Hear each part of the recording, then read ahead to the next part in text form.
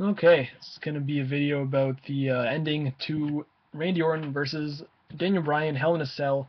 Very controversial ending, but ending made sense. Out of 10, maybe a 6, maybe a 6.57, because you had Triple H telling Shawn, "Are you gonna do it? Are you gonna do it?" So you hinting, they're kind of giving you the hint that something was gonna go down.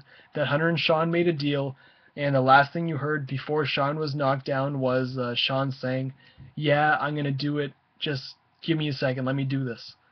And it was like, man, Shawn's gonna turn heel. Everyone said it. I kind of said mentioned it in the video, and then Shawn got laid out.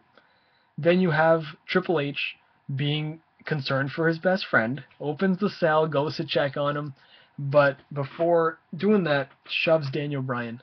Daniel Bryan gets mad. He knees Triple H. Shawn sees this knee and says to himself, obviously, "You just kicked my best friend." Boom, sweet chin music to Daniel Bryan. That's for kicking my best friend.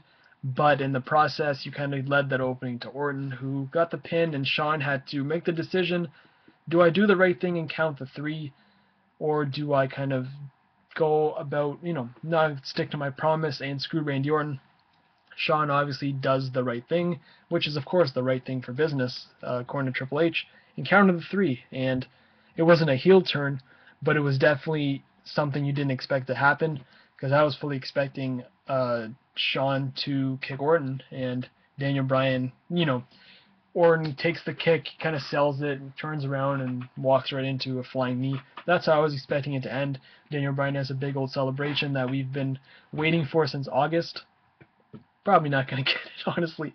They have killed Daniel Bryan so much, and you can see he's not getting those same reactions that he gets. I don't know if it's the town or what it is, but Miami was a pretty good crowd, but they didn't seem to be into Daniel Bryan like a lot of other cities have, let's say, the past 2 months.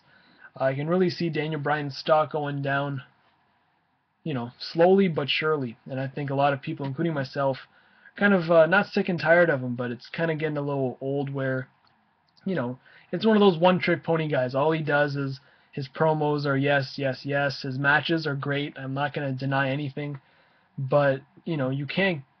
He's a loser, is really what he is, and that's what they're portraying him as. He's supposed to be the underdog, and the underdog's got to prevail sometime. But you got August, September, October.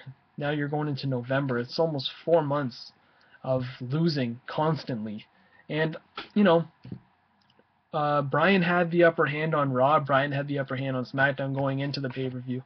And typical WWE formula is if the heel is down on TV before the pay-per-view, he's going to be on top at the pay-per-view. It's been, proven many times, and that's how they book. And I thought it wasn't true. I really thought Hell in a Cell was going to be that shining moment for Bryan, but definitely wasn't. But, Shawn's obviously involved now. I'm sure Bryan's going to get mad at Shawn.